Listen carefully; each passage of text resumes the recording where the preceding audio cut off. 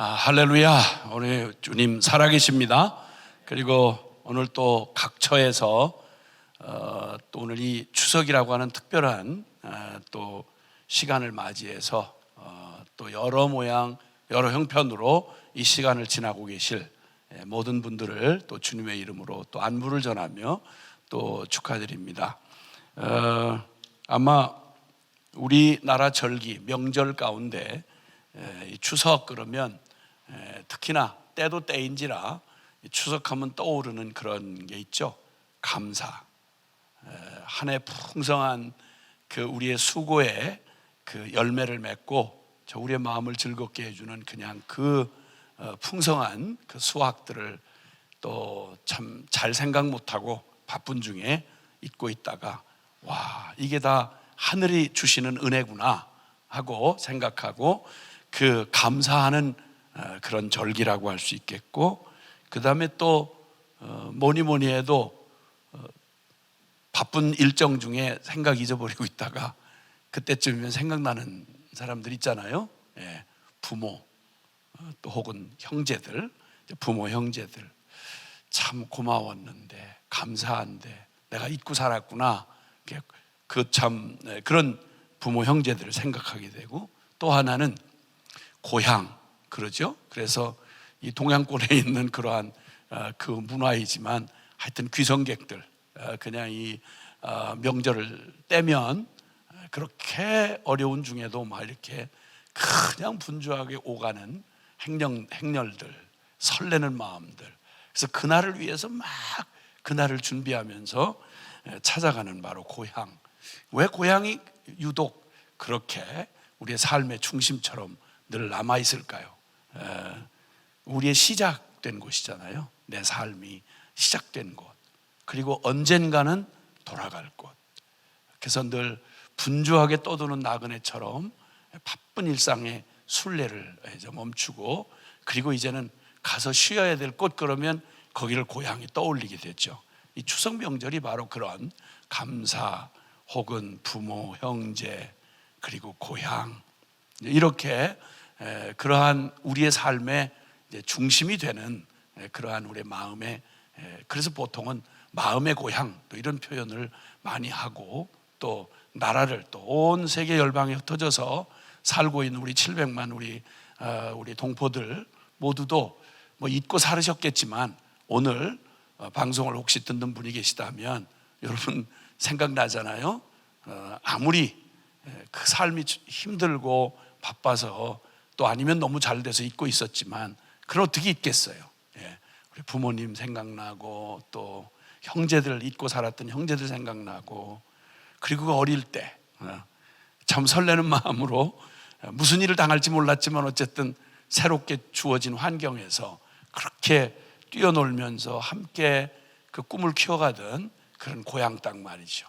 언젠가는 생각에는 그저 이방 나그네로 이미 익숙해져 있지만 언젠가 돌아가야지 하는 생각들, 이런 참 아름다운 그런 그 절기, 이게 바로 추석이라고 할 수 있는데, 올해는 좀 이 절기가 더욱 우리에게 여러 생각을 하게 하잖아요.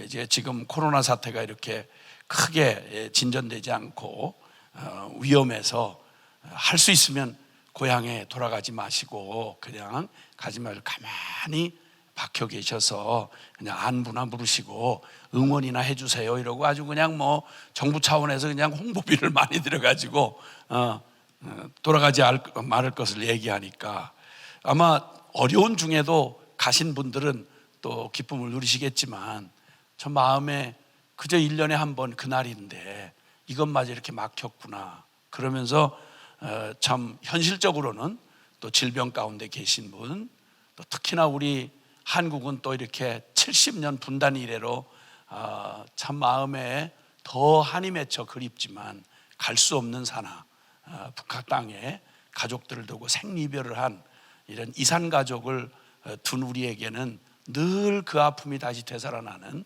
그런 절기이기도 하고요. 또 코로나 때문에도 그렇고요.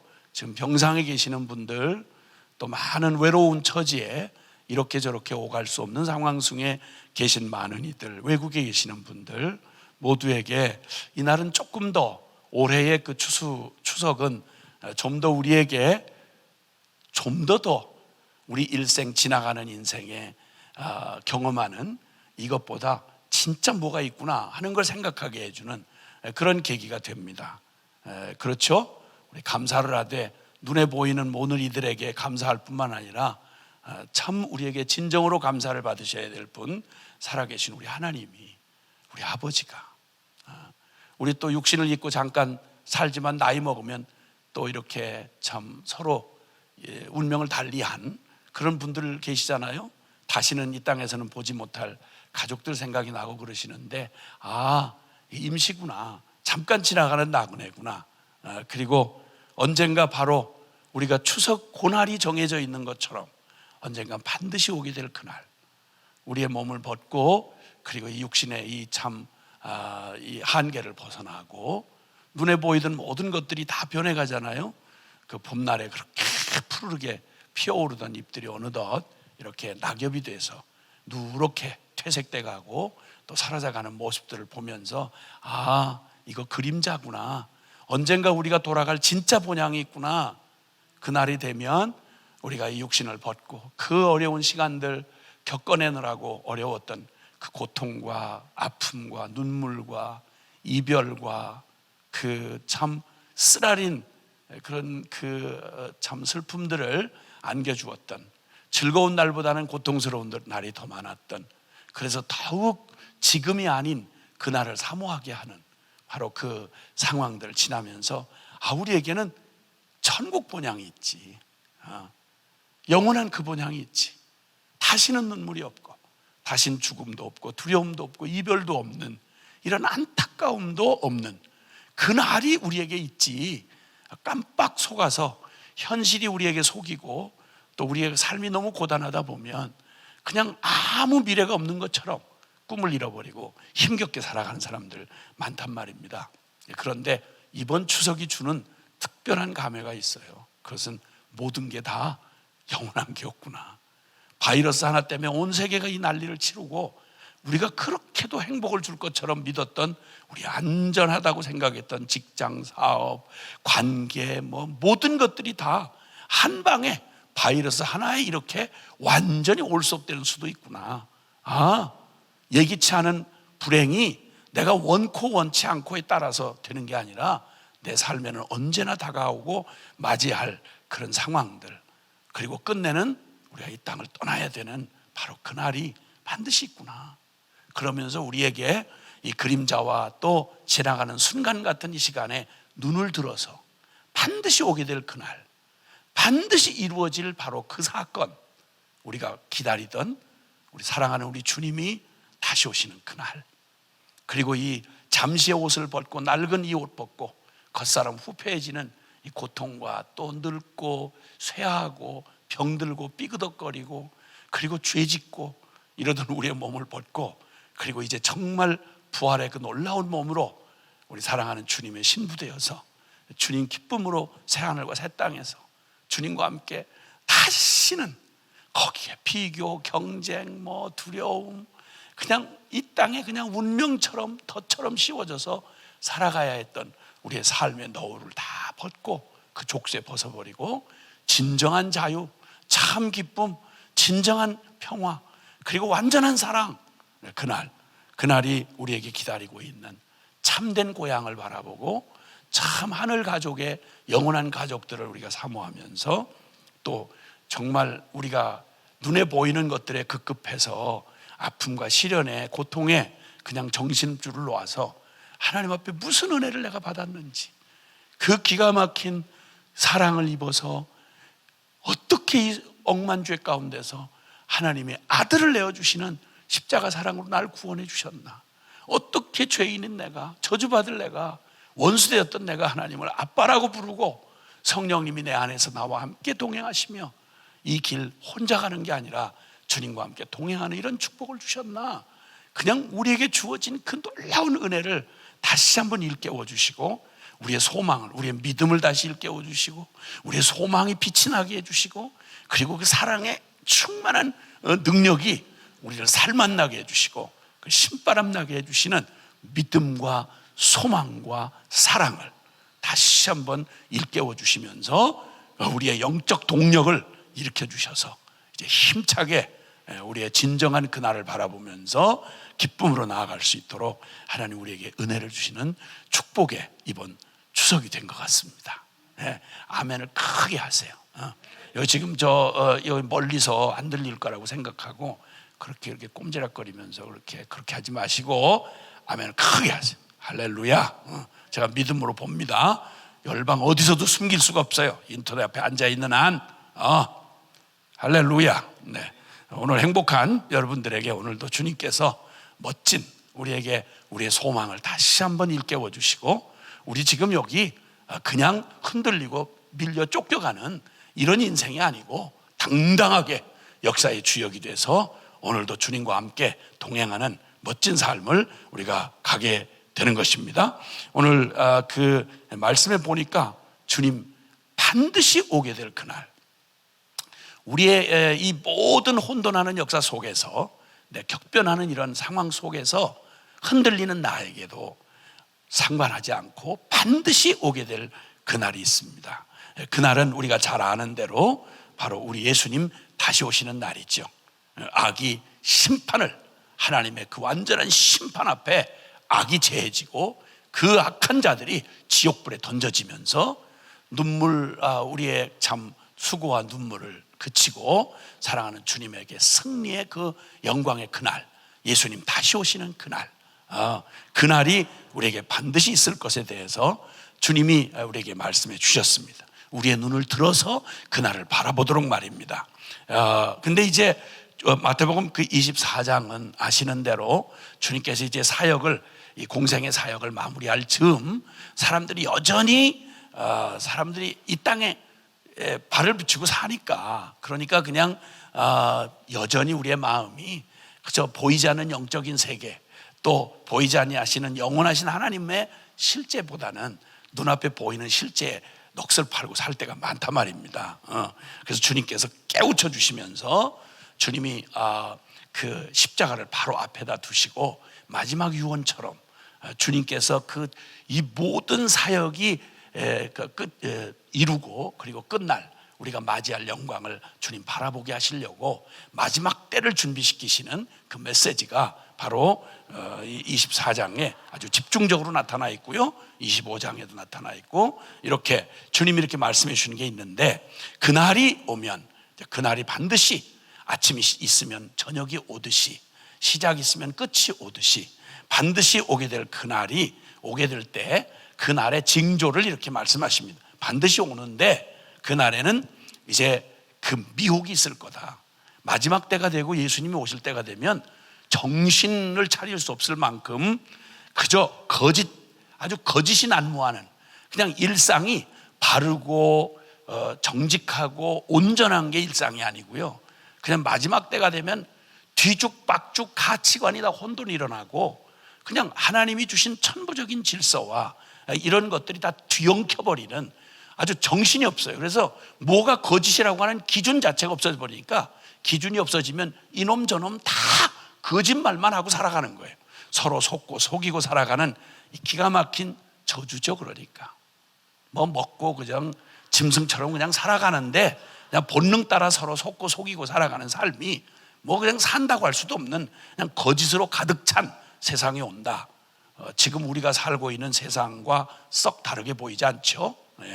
그리고 거기다가 또 영적인 것까지, 그냥 눈앞에 일어나는 일뿐만 아니라 현실만 아니라 영적인 세계까지 거짓 선지자들이 얼마나 난무를 하는지, 거짓 선지자뿐만 아니라 거짓 그리스도까지 나옵니다. 그러니까 간신히 천에 하나 만에 하나 영적인 눈을 간신히 떠서 영적인 일에 관심을 가지고 발을 들여놓은 영혼들을 그냥 기다렸다는 듯이 그냥 찢고 물고 그리고 끌고 가는 이런 영적인 혼돈의 세계가 바로 이 마지막 때가 되면 점점 더 심해질 거다. 그 다음에 이제 자연계의 징조들이 이제 와요. 그래서 난리가 일어나고 지진이 일어나고 기근이 밀려오고, 특히나 올해는 코로나로 함께 덮친 상황과 함께 뉴스가 워낙 개발이 돼서 그렇기도 하지만 무슨 이 극성맞은 메뚜기 떼가 그냥 하늘의 구름보다 더 많이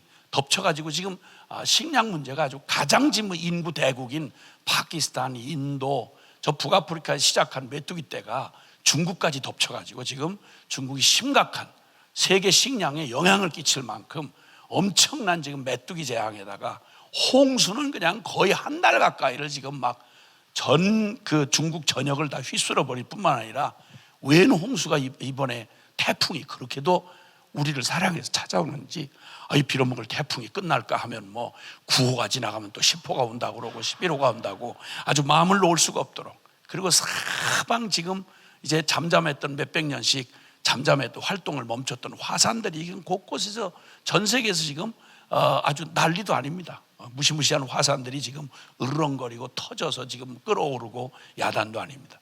자연계의 이 상황들이 정말 이 마지막 때가 되면 더 극성을 부리고 혼란 가운데 있게 된다.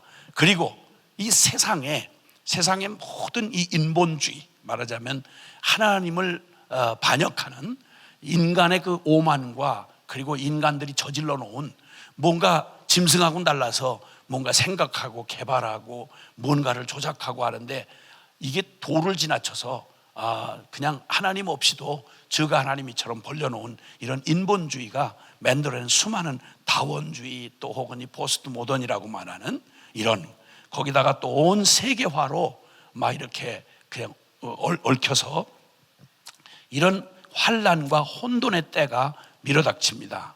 지금 우리나라만 해도 지금 뭐 뉴스를 통해서 알고 계시겠지만 지금 뭐 이 동성애 뭐 차별법, 차별금지법이다 해서 세상에, 나 저기 짧은 인생 살면서 세상에 들어도 못 본 얘기, 어디 입에다 담을 수가 없는, 어디 그냥 진짜 어디 한 구석에서 그냥 그렇게 할 수 있는, 인륜이고 뭐고 다 내팽개쳐버린, 그냥 막 정욕에 환장을 해버린 이런 발악을 하는 이런 세대가 오는데, 이걸 법제화까지 해서 온 난리를 치겠다고 지금 국회의원들 나서고 뭐 정권 가진 사람들이 나서고 매일 거기다 낙태법, 뭐 이미 벌써 간통죄는 이미 없어졌고, 낙태법도 지금 이제 합법화 해가지고 폐지를 해가지고 가지나 1년에 100만 명이 넘는 아이들을 자기 그 어미의 뱃속에서 생으로 죽이는 일이 지금도 낙태법이 있어도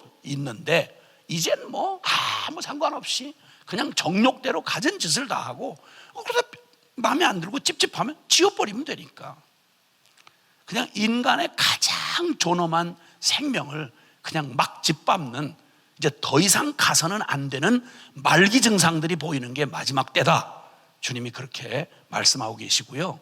이런 일들이 겹쳐지면 누구도 인간 관계를 믿을 수가 없어요.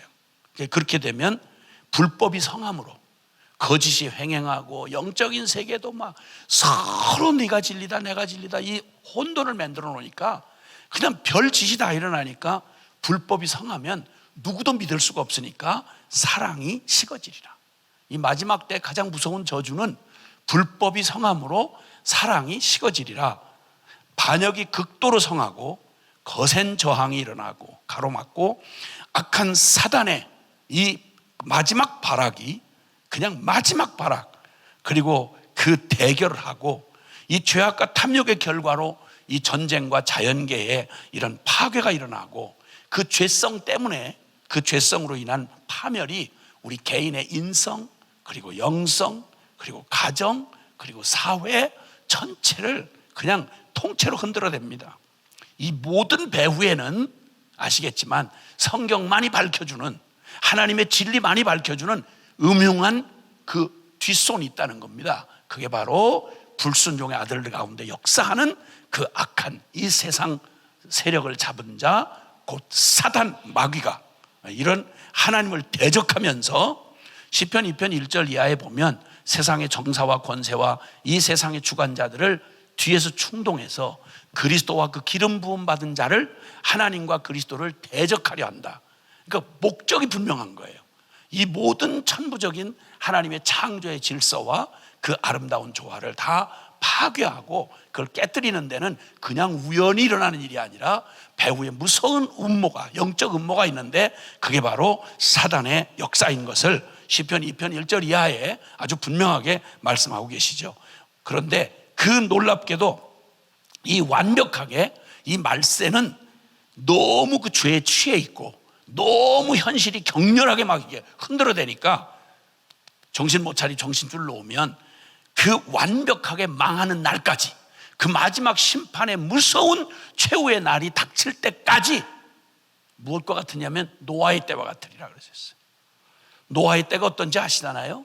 예, 먹고 마시고 시집가고 장가고 사고 팔고 오직 하나님을 마음 중심에 밀어내고 나니까 그냥 눈에 뵈는 대로 손끝에 힘이 닿는 대로 모든 할 짓을 다 해서 그냥 사람들의 생각에, 마음의 생각이 항상 악할 뿐임을 보시고 어린애부터 시작해서 금방 숨고는 늙은이까지 한 놈도 성한 놈이 없고 100년이 넘도록 방주를 지어놓고 하나님의 두려운 경고를 그렇게도 외쳤건만 노아의 홍수의 심판 속에서 구원받은 자가 배를 지었던 노아의 8식구 외에는 단 한 명도 구원을 받지 못했던 그 끔찍했던 바로 역사에 존재했던 바로 그날과 마지막 때가 똑같을 것이다. 자, 먼저는 영적으로는 이 모든 말세의 징조가 첫째는 목적이 정확하다. 하나님과 그 교회를 대적한다. 즉 하나님 나라를 대적하는 세력의 그 준동이 바로 그 일이고, 두 번째는 완벽하게 망하는 날까지 모른다는 겁니다.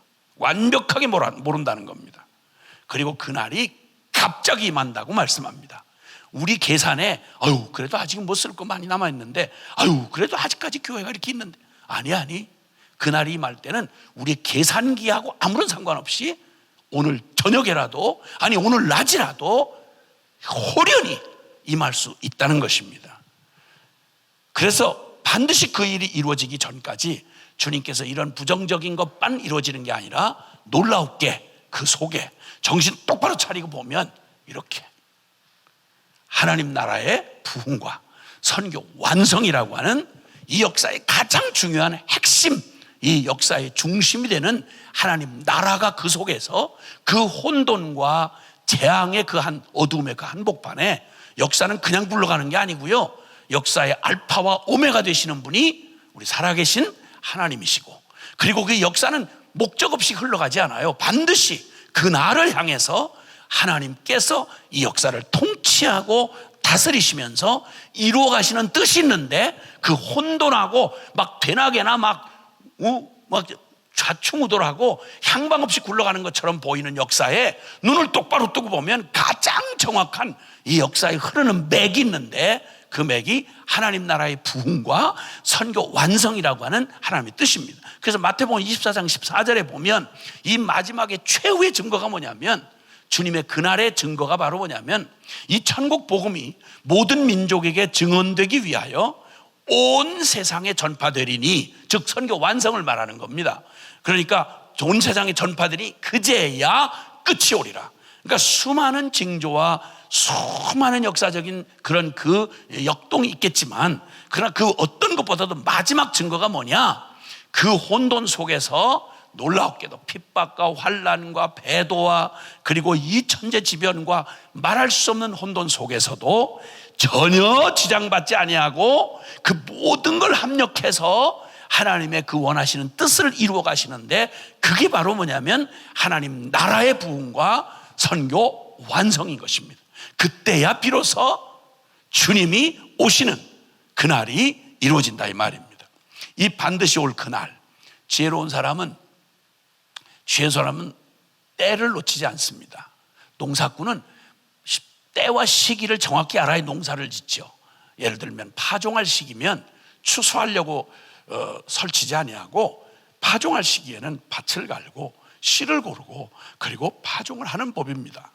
추수할 들녘에 씨 뿌려 나가면 안 되는 거죠. 예. 그래서 반드시 때와 시기를 알아서 미리 준비합니다. 남들 다 놀고 자빠져 있을 때 농사꾼은 가을이 아직도 많이 남은 것처럼 생각하지만, 농사꾼은 그러지 않아요. 바로 요 시기에 파종할 요 시기에 심은 결과가 가을이 된다는 걸 알고 가을을 바라보는 그 믿음으로 오늘을 준비하는 겁니다. 그래서 오늘 주님께서 말씀하시는 바로 그 본문 말씀에 보면 이러므로 너희도 준비하고 있으라. 생각지 않은 때에 인자가 오리라. 그날은 우리가 이루는 날이 아니에요. 그날은 하나님께서 반드시 오게 하십니다. 모든 계절과 역사와 그리고 모든 시간의 주인이 우리 살아계신 하나님이시기 때문에 그건 누구도 건들 수가 없어요. 아무리 온 세상이 지구촌이 다 한 가지로 마음을 같이 해서 오기 싫다, 오지 말라는 거예요. 그날 없을 거예요.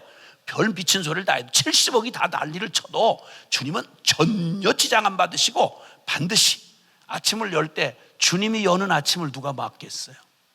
주님이 닫게 하는 밤을, 저녁을 누가 막겠냐고요. 다윗의 열쇠를 가지시니 열면 닫을 자가 없고 닫으면 열 자가 없는 주님이 한 인생을 이 땅에 보내시는 그 시간을 누가 막아요? 우리의 삶을 아무리 오래오래 살고 싶고 별짓을 다 하고 온 돈으로 사바르고 별짓 다 해도 주님이 숨을 거둬 데려가시는 날을 누가 감히 막겠어요? 누가? 주님이 높이고자 하는 자를 누가 막을 수 있으며 주님이 낮추고 하는 자를 누가 감히 저항할 수 있겠냐는 말이에요. 그날과 그 시는 우리도 모르고 인자도 모르고 너희도 모르고 오직 아버지만 아시느니라. 아멘입니다. 모든 것 주님 손에 달려 있습니다. 이거 걱정하지 말고 이거 두려워할 이유가 없습니다.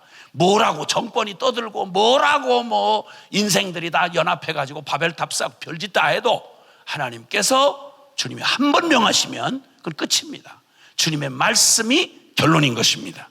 그때 주님께서 바로 그때에 이 말세의 사명자들을, 즉 바로 주의 거룩한 피로 값주고 사신 우리 인생들에게 하나님이 우리를 불러서 주님께서 이루신 바로 말세 사명자들에게 주님 말하십니다. 너희도 준비하고 깨어있으라.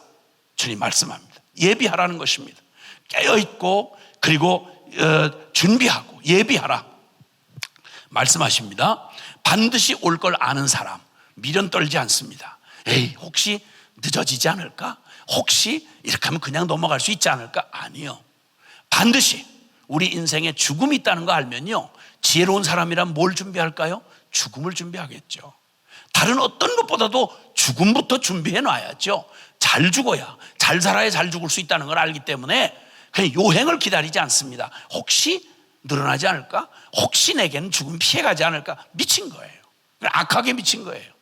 반드시 오게 될 죽음을 눈 감고 외면하고 생각하기 싫다고 해서 오지 않는 거 아니란 말이에요. 반드시 오는 거예요. 그 반드시 올 그날을 준비하기 위해서 깨어서 예비하라. 그리고 또 충성되고 지혜 있는 종이 되어 주인에게 그 집사람을 맡아 때를 따라 양식을 나눠줄 게 뭐냐? 즉 바로 우리에게 허락되어진 이 정한 때가 있다는 말이죠. 내 인생에 때가 있다는 거예요. 일을 하려면 낮에 해야 합니다. 물론 밤에도 하는 일이 많죠. 요즘에는 이제 그런 식으로 말을 방해하지 마세요. 보통은 그냥 상식적으로 생각하면 이게 자연법으로 생각하면 낮에 일을 하죠. 밤이 오리니 그때는 일할 수 없다. 예수님이 하신 말씀이니까. 그러니까 낮에 동안 우리에게 주어진 내 인생의 날 동안 눈 밝을 때 안 보면 읽을 수 없어요. 손 멀쩡하고 떨지 않고 이거 굳어지기 전에 이걸 가지고 주님 허락하신 일 해야지. 이거 딴 데다가 죄진 데다가 마냥 쓰다가 이 날이 그냥 주구장창 올 것 같이 젊으면 언제 끝까지 가는 젊음이 있어요? 왕년에 젊지 않은 사람이 있겠어요? 물론 난 지금도 젊지만 하여튼 일단 주님 앞에 때가 정해진 줄 알면 그 정해진 안에 내게 주어진 시간들, 이걸 충성스럽게, 인간은 반드시 하나님이 사명 없이 이 땅에 존재하지 않게 하세요. 인간의 인격이라고 말할 때 하나님 형상이라고 하면 존재적으로 하나님과 사랑의 교제를 하는 인격적 존재로서 지음받았고, 또 하나는 사명적 존재입니다. 반드시 주님이 내 인생의 몫을 가지고 내가 섬겨야 할 바로 내 인생 몫의 사명이 있다는 겁니다. 그래서 이 사명을 받고 충성되고 지혜 있는 종이 되어라 라고 말씀하시면서 이 말씀을 곧 이어서 25장에 이 말씀, 충성되고 지혜로운 종이 어떤 종인지를 보여주는 유명한 세 가지 비유가 나와 있습니다. 잘 아시겠지만 하나는 열처녀의 비유입니다. 신랑이 유대식의 문화죠. 신랑을 맞이할 때 신랑을 맞이하는 그 열처녀 중에 미련한 5처녀, 지혜로운 5처녀. 그래서 언제 올 줄 모르는 신랑을 만반의 준비를 충분히 하고 기름과 등을 함께 준비하여 그 신랑을 맞이한 지혜로운 처녀들과 또 모양은 다 갖추고 다 똑같이 기다린다고 하는데 등만 덜렁 준비하고, 즉 폼만 잔뜩 남아가지고 예배당에 있으니까, 교족부에 이름이 있으니까, 직분이 있으니까, 신학했으니까, 남이 다 크리스찬이라고 하니까 이 일도 하고 저 일도 하니까, no. 기름 떨어진 등불처럼 폼만 들고 있는데 그 캄캄한 밤에 기름불을 켜지 못한 채 기다릴 수가 없어요. 그때 지혜로운 처녀는 아주 충분히 준비를 해요. 등만 있는 게, 등만 있어서 뭐 하겠어요? 엔진 꺼진 자동차 뭐에다 쓰겠냐고요. 심장 멎은 인간 송장이잖아요. 성령 없이 어떻게 주님의 이 복음을 누릴 수 있냐 말이에요. 기도에 호흡 없이 어떻게 사냐 말이에요. 말도 안 되는 짓을, 종교를 그냥 종교라고 생각을 하니까 모양만 갖추고 스스로 속이고 살아가는 이 어리석고 미련한 자에 대한 얘기를 하시고, 그 다음에 달란트 비유 있잖아요. 달란트 비유, 충성된 종과 게으르고 악한 종을 대비하시면서 2달란트 5달란트 받은 사람은 받자마자 즉시로 가서 배를 남겼다, 이렇게 표현을 하고 있고요. 충성된 사람이죠. 예. 그 우리에게 주어주신 이 완전한 복음, 온 인류를 살려낼 이 완전한 이 십자가 부활의 이 복음 말입니다. 모든 인류에게 큰 기쁨의 좋은 소식, 이거 아니고는 영원한 형벌과 죄의 노예로 살다가 하나님 앞에 버림받아서 영원한 지옥으로 가야 할 이 기가 막힌 세상을 구원할, 정말 말 그대로 천하의 모든 걸 다 합친데도 바꿀 수가 없는 어마어마한 복음을 내가 가졌단 말이죠. 그리고 그 일에 내가 순종하여 내가 증인되기만 하면, 그러면 들려주기만 하면 듣는 자는 살아나리라. 이렇게 놀라운 하나님의 그 놀라운 그 사명 복음을 가진 사람이, 내가 잠잠하면 듣고 믿어 구원 얻을 수 있는 영혼이 지옥으로 떨어지는데, 한 번 소리를 질렀더라면, 한 번만 찾아가서 머리채라도 잡고 사정이라도 했더라면 살려낼 수 있는 그 영혼을 수없는 기회에 맞부다치게 해주시는, 날마다 신경질 내고 짜증내고 계산하고 싸우고 생난리질을 하고 죄짓고 이러기만 하고, 그 영혼을 구원할 만한 기회를 잃어버린 채 직장을 무슨 밥벌이 하라고만 주신 거예요. 하나님 없을 때, 영적 고아일 때는 그저 그거라도 해서 그냥 목숨 연명해야 되니까 그렇게 밥벌이를 위해서 직장을 했지만, 아니 거듭나고 이 복음을 가진 하나님의 백성들이 직장 생활을 밥벌이 하러 해?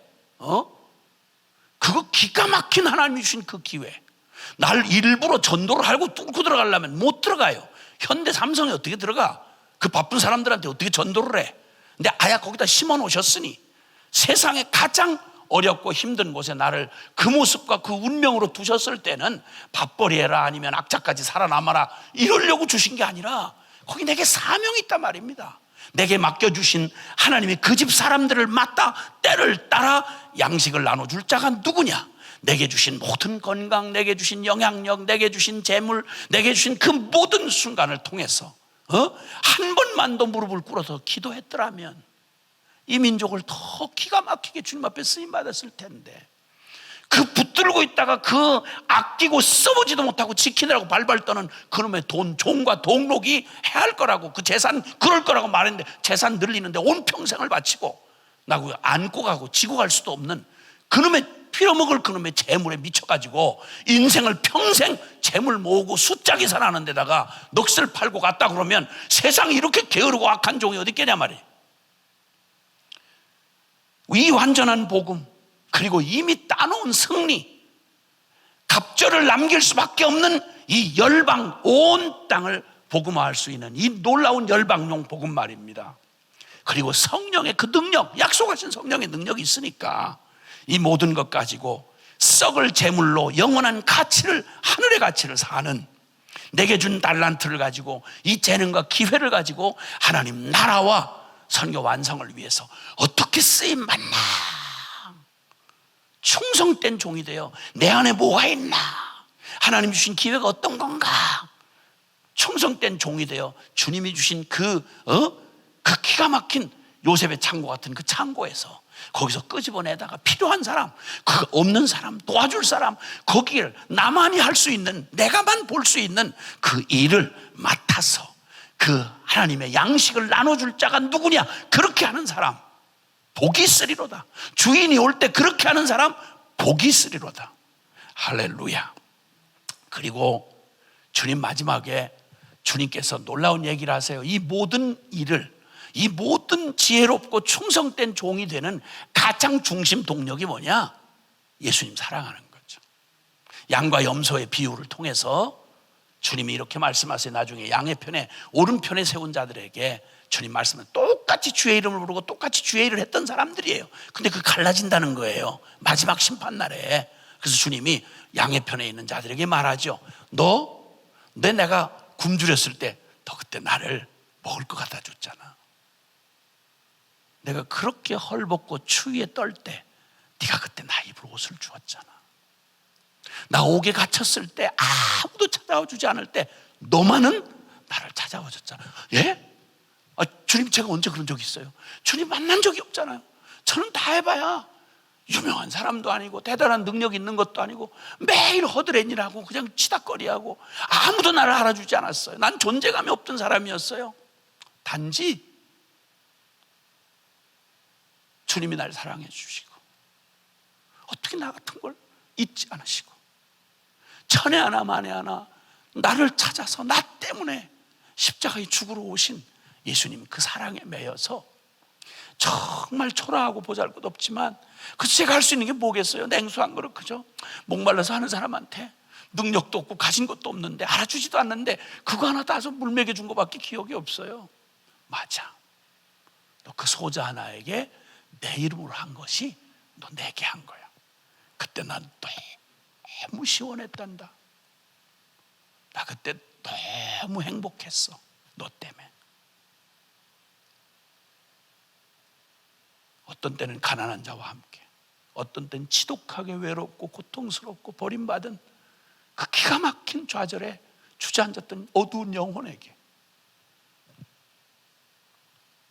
어떤 때는 그렇게 천해 보이고 남에게 외면당한 사람에게 그 예수님 마음에, 예수님 앞에 은혜 받은 그 사랑으로 그저 아무것도 상 받을 거라고 생각하고 기대할 게 아무것도 없는, 그래서 오직 주님의 사랑에 매여 순종했던 그 작은 일들을 주님은 하늘나라에서 이 세상에 아무리 크고 유명하고 대서특필한 어떤 사건도 기억되지 않는데 주님이 네가 내 이름으로 이 소자 하나에게 한 것, 그것이 바로 내게 한 거야. 내가 대접받았어. 내가 위로받았어. 내가 그렇게 기뻤다고. 그렇게 주님이 그렇게 감격해 하시는 바로 그것. 지혜로운 다섯 처녀를 통해서 마지막 때를 살아가는 우리에게 주님이 말씀하시죠. 주님의 사랑을 죽은 관념의 사랑이 아니고요, 다 연애할 때 불 다 꺼져버리고 죽지 못해 악을 싹다구니를 써가면서 사는 부부처럼 그런 명목상의 이런 게 아니라 슬기로운 다섯 처녀처럼 등과 기름을 함께 준비해서, 그래서 등 모양만, 예배 모양만 있는 게 아니야. 예배 안에 진정 예배를 받으시는 주님 앞에 온 마음의 표현을, 찬송 하나를 불러도 기도 한 번을 해도 그저 조그만한 과부 엽전 두립 헌금을 해도 등에 기름이 담겨져 있어야 그게 등이지. 예배에 성령의 감동이 있고 주님을 향한 사랑이 있어야 그게 예배지. 신학을 하는데 바싹 말라 죽은 놈의 기계처럼 기름이 싹 마른 그것처럼 그냥 남의 영혼을 갈아붙이는 이런 죽은 신학 따위가 아니라 그 하나님을 알면 알수록 더 주님을 사랑하고 경외하는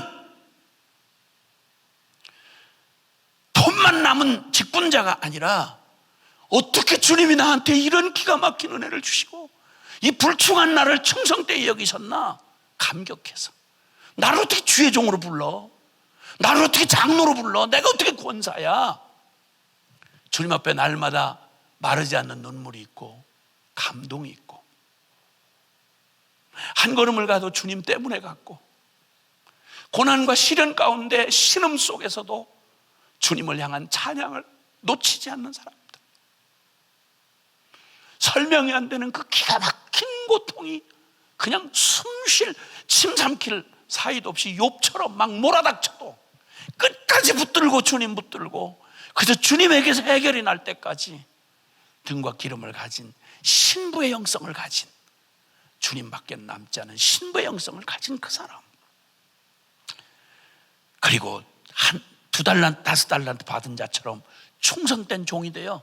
이거 멈출 수가 없어. 맡기고 떠나가자 주님 오실 날이 딱 정해져 있는데 요 시간 안에 이 소중한 걸 그냥 쥐고 이거 썩힐 수가 없는 거예요. 그냥 이거 가지고 받자마자 곧바로 즉시 이렇게 가서 했더니 갑절이라 남았어. 와, 주인하고 똑같은 주인의 심정이었죠. 내게 주신 바로 이 시간, 내 생애, 나의 재능, 이걸 어떻게 썩혀? 어떻게 이걸 가만히 두고 있을 수 있냐고. 어? 이런 충성된 종, 그리고 주님의 마음을 가지고 주님이 계셨더라면 그렇게 하셨을 만한 일을 찾아서, 그러니까 그 무엇보다도 수많은 그 연약한 자리에서 작고 큰 일들을 섬길 때 그냥 섬기는 게 아니야. 인간 동정심이 아니라 그 영혼을 사랑하는 마음으로 그렇게 섬기는 이런 사람들을 통해서 주님이 그 마지막 말세 사명자가 어떻게 도적같이 오는 그날에 놀라지 아니하고 주님이 그냥 깜짝 오셔도 그냥 주님이 보시고 너무 기쁘셔서 이렇게 하는 자들은 복이 있도다. 맞아요. 매일을 그렇게 주님의 마지막 날처럼 살아가는 사람, 내 생에 갑자기 죽음이 찾아와도 얼마나 기뻐요. 천국을 사모하고 추석날 우리가 이렇게 잊어버렸던 감사와 이 모든 걸 1년에 한 번 생각하는 게 아니라 이 모든 것 잊지 말고 부모, 형제, 감사, 고향, 이거 늘 다시 잃어버렸던 거 기억하고 매일을 감사와, 그리고 나의 진정한 고향 바라보고, 그리고 또 내가 이 땅에 나그네인 거 잊지 말고 그 기쁨으로 항상 기뻐하고 쉬지 말고 기도하고 범사에 감사하면서 주님 그 사랑에 그냥 다른 게 다 안 보이는 거죠. 아프기도 하고 속상하기도 하고 신경질도 나고 막 그냥 짜증도 나고 답답하기도 하지만, 근데 그런 거 안 보이잖아요. 잠깐 연애할 때 열병처럼 그렇게 해도 안 보이잖아. 그 시끄러운 소음이 왜 들려? 그까지 그 날씨가 추면 추운 대로 얼마나 만나기 좋아. 추워서 덥고 막 그냥 아주 그냥 진물을 판인데 그 더운 날 그 열이 뜨끈뜨끈한 36도 5도짜리 그냥 손을 서로 맞잡고 온 시민을 심은들게 하고 돌아다닐 때, 연애할 때만 해도 그런 열정이 있었잖아. 주여. 근데 주님하고 같이 주와 같이 길 가는 것 즐거우니라니까. 사랑하는 우리 신랑 되신 주님하고 동행하는 이 기쁨과 즐거움으로 가는 우리의 날들은 이 혼돈스러운 이 마지막 말세 이 어려움과 고통의 혼돈의 시간을 지날 때에도 정신줄 안 놓고요, 주님만 그냥 더욱, 바람이 불면 더욱 주님 손 굳게 붙잡고 그냥 막 번쩍번쩍 정신이 없으면 더 쉴 새 없이 주님 이름 부르고 그래서 오히려 이게 다 이 모든 것을 합력해서 주님이 나를 더욱 주님만 남는 사람으로 만들어 주시는 이런 은혜. 그래서 코로나도 잘 받으면 이게 우리를 이 땅에 이거 영원한 줄 알고 정신줄 놓고 살지 아니하고, 이거 세상에다 영원한 거 없구나, 정줄 데가 없구나, 그러니까 하나님 나라 사모하면서 그렇게 가는 거구나. 주님 천국이 더 그리워지고, 고향에 못 가는 이번 추석을 맞이한 모든 분들에게는 그 안타까운 마음이 더욱 진짜 고향을 사모하는 이런 추석으로 주님이 주신다고 하면 이 추석이야말로 진짜 역대 어떤 추석보다 진짜 멋진 추석이 되는 거지 뭐. 아멘을 크게 하시라고. 주여. 할렐루야.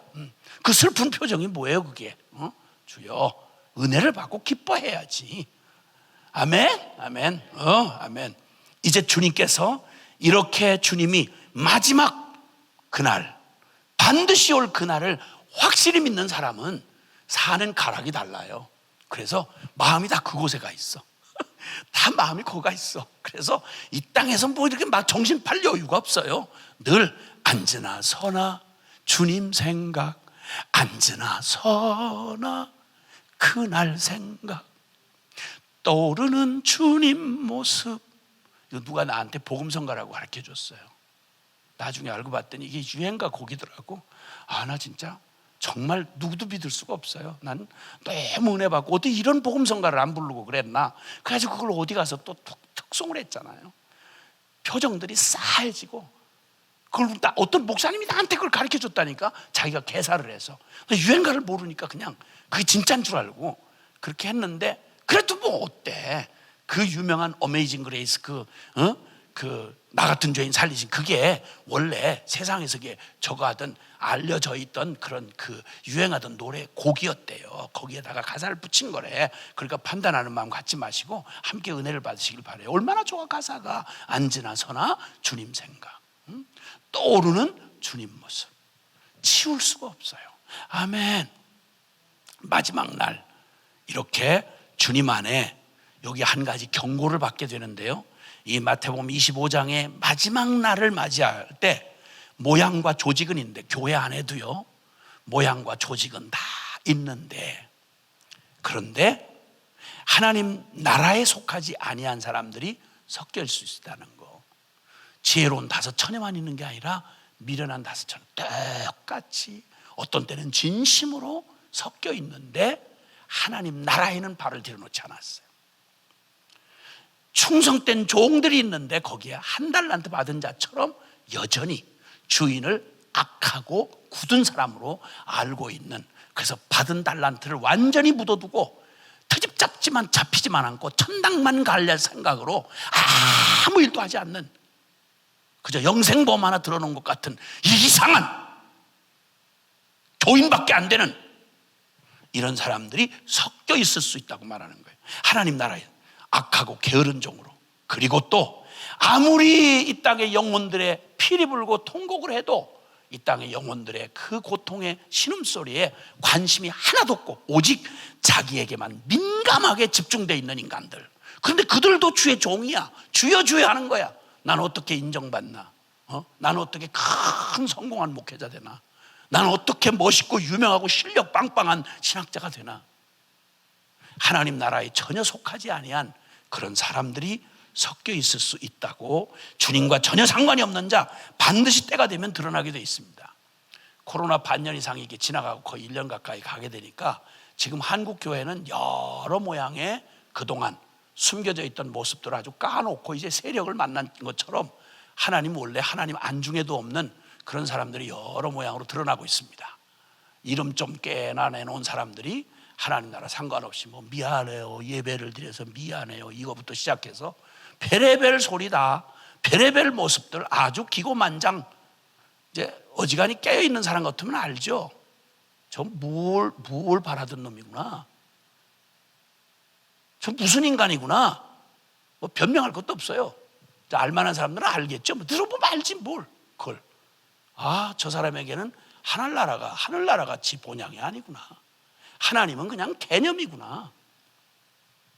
기도 아무런 상관없고 영적인 실제에 상관없이 복음하고 상관없이 오직 그냥 이 나라 이 땅에서 눈에 뵈는 이것밖에.